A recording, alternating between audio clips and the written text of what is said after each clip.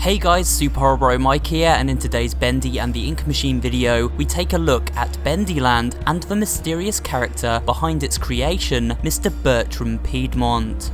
Many of you have asked for an analysis and theory based around Bertrum, and so in today's video, we will answer the questions: who is Bertrum, and what happened to him? As well as answering these questions, we will also be taking a brief look at Bendy Land itself, as well as exploring the relationship between Bertrum and Joey Drew based on the facts we currently have. So strap in tight as we venture into the weird and wonderful world of Bendy Land and its creator, Bertrum Piedmont. But before we jump into this video, remember to subscribe to the channel and hit that bell to be notified every time a new video drops. Let us begin by listening to an extract from Bertrum's final audio recording found in Chapter 4. For 40 years I've built attractions that stagger the imagination. Colossal wonders such as the world has never seen.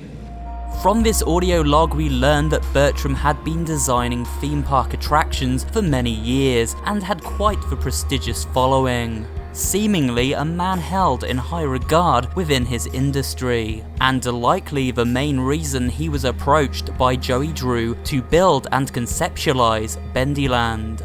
We see these concepts all around Bertrum's office, from this massive central hub, which appears to be a model for the layout of the final park, to the designs on the walls, such as the haunted house, the Buddy Boris steam train, and the bendy trash cans. It appears the rides being built for the park were often based on popular Bendy cartoons, as you can see here in these posters. This park was positioned to tie directly into Joey Drew's animations themselves for maximum appeal. Bertrum would have been the architect behind these designs, with the workers below him toiling away in the research and design wing, then building them. So judging by this evidence, Bertrum Piedmont was predominantly a designer rather than an engineer, and this huge model in the center of his office represents his most ambitious project to date, a colossal wonder built for Joey called Bendy Land. But why was Bendy Land so ambitious in scale? To answer this, we must look at the relationship between Bertrum and his employer, Joey Drew. Let's move back to that same audio log and listen to the remaining paragraphs. Right in front of everyone. High-level investors, Wall Street tycoons. The ever-tactless Joey Drew introduces me, the great Bertrum Piedmont, as Bertie, like I was his child. You may be paying me, Mr. Drew, but you don't own me. I'll build you a park, bigger than anything you could ever possibly conceive. But before you go taking any bows, Mr. Drew, know that this grand achievement will belong to me, and to me alone.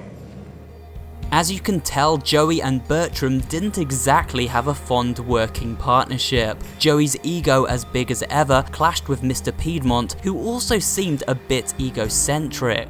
These two proud personalities found themselves at odds with each other. Joey using Bertrum's fame in the amusement industry to woo investors, but at the same time making sure to insert his dominance by talking down to his new collaborator. He didn't show Bertrum the respect he craved, and this caused friction. This divide grew so wide that Bertrum decided he would design a park so grand it would be more than Joey could handle. However, we learn later that Joey Drew would try and push Bertrum out to silence him and claim the glory of the park for himself.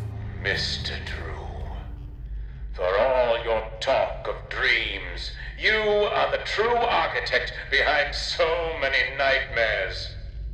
I built this park. It was to be a masterpiece, my masterpiece. And now you think you can just throw me out?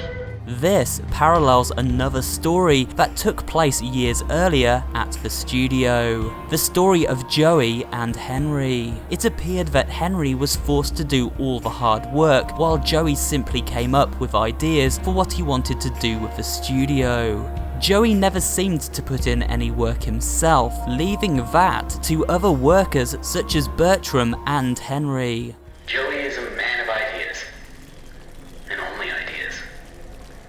When I agreed to start this whole thing with him, I thought there'd be a little more give and take.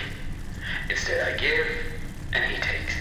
However, he was quick to claim ownership of the work once it was completed. This was likely the case after Henry created Bendy, and Joey then rejected his concept, made a few alterations, and then claimed it as his own. The biggest evidence we have for Henry turning his back on the old workshop some 30 years ago.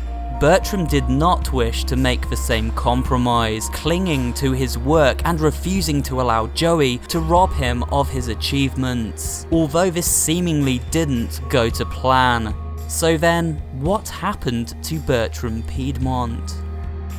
As we start this analysis, let's begin where many people assume we face off against Bertrum. A common belief, perhaps even misconception I often see, is that the carnival ride found within the maintenance department, featuring the giant face of what we must assume is Bertrum Piedmont, is in fact the man himself. After queuing up a tape recording where Bertrum gives a grand speech filled with venomous hate towards Joey Drew, this ride turns on and attempts to slam Henry into the ground. So, was this Bertrum's fate? Did he somehow use the ink to reanimate himself into a giant theme park ride as a way to stay infused into the very DNA of the park? Or perhaps as a way to stealthily take out Joey when he least expected it? Well, it's an interesting notion, but I don't feel this is the truth behind Bertrum's story. This ride was no doubt designed by Bertrum and some of the other disgruntled employees working in the R&D department, but it isn't alive, at least not with the soul of Bertrum himself. Instead, I believe this dangerous attraction was built as a failsafe, a way for Bertrum to get his revenge on Joey Drew, the man who caused him so much stress and misery. This rogue spinner would have caused major damage when activated, as we can see in this footage here. It would have either harmed guests or workers or even Joey himself upon inspection. This bad press would cause Bendy Land to shut down before it had even opened to the public, and would have been the perfect revenge story for a disgruntled ex-employee such as Bertrum. So instead of being a ghost in the machine, I believe Bertrum designed this ride from hell to activate upon a certain command. Perhaps this command came with the playing of the audio log left conveniently right in front of the machine itself, bait for an unsuspecting Joey to find before becoming ensnared in Bertrum's trap. After all, the machine itself doesn't speak. It doesn't react to seeing Henry, meaning it's most likely pre-programmed, and it also doesn't smash down directly on Henry's position. It's more sporadic and randomized. These are not the reactions of a living thing. We see very different behavior, for example, from living creations such as Evil Boris and Bendy. Both of these living creatures track Henry wherever he goes. No, this machine once again is not the Bertrum, but I believe it was built by him. When listening to the audio log of worker Lacey Benton, we are given some interesting information. I give most of my time to myself. Suits me just fine. Only thing that bothers me is that mechanical demon in the corner. Bertrum's been working on it for a month now. Says it'll walk someday, maybe dance. All it does now is give me the creeps. I swear, when my back's turned, that thing's moving. Lacey comments that Bertrum has been working on this creepy bendy robot and that she believes it is watching her.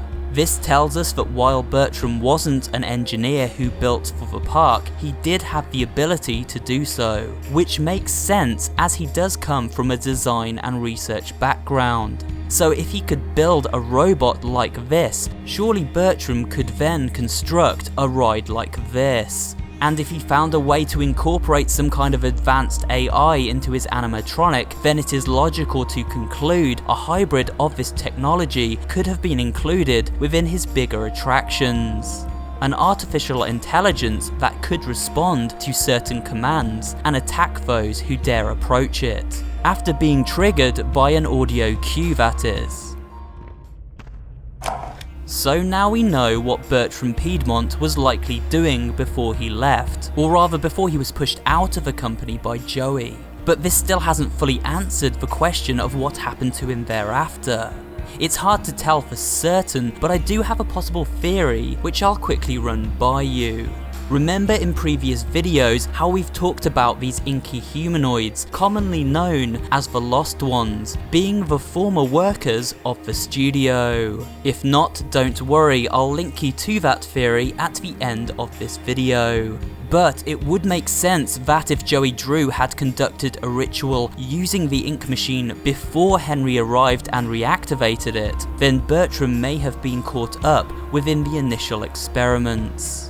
Perhaps Joey could tell Bertrum was not happy with their new deal and was out to cause trouble. Perhaps he even found out about Bertrum's development of this death trap, and knowing this, used the ink machine to transform both Bertrum and his team into these wretched beings. After all, we do see cages everywhere around Bendy Land. Joey may have truly lost his mind and enslaved these poor workers for his bizarre and inhumane experiments.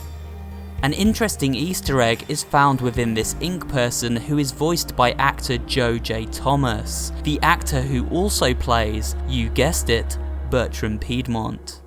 He's gonna find me. He always finds me. Oh no! I just want to go home. When do we go home? When do we go home? So a coincidence, but also maybe a sly nod to confirming the theory that Bertrum, refusing to turn his back on his work like Henry did all those years before, was then subjected to Joey's diabolical plans and silenced for good.